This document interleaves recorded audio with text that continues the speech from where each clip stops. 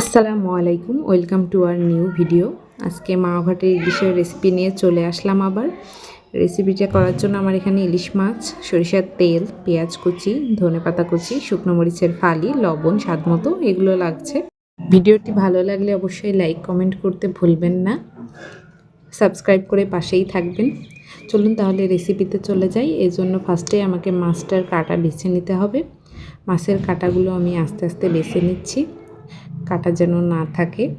আর মাছের কাটা বাছাটাই একটু কষ্টের, একটু টাইম লাগে, কিন্তু এটা খেতে অনেক মজার। এটা বানানোর পরে অনেক স্বাদ হয়। আর অল্প একটু মাছ ভর্তা দিয়েই এক প্লেট ভাত খেয়ে ফেলা যায়। এই তো এখন আমি পেঁয়াজ কুচি, পরিমাণ মতো লবণ, ধনেপাতা, এখানে শুকনো মরিচের ফালিটা দিয়ে দিচ্ছি। এটা আমি আগেই সরিষার তেলে মাখিয়ে রেখেছিলাম।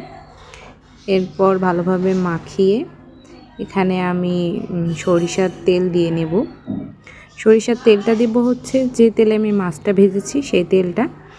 ওই তেলটা দিলে মাছটার ফ্লেভার যেটা সেটা স্ট্রং হয়, এজন্য ওটা দিলাম। দিয়ে এখন ভালোভাবে মাখিয়েই তৈরি হয়ে গেল মাওঘাটের ইলিশের রেসিপি। আপনারাও খুব সহজে বাসায় তৈরি করে ফেলতে পারবেন।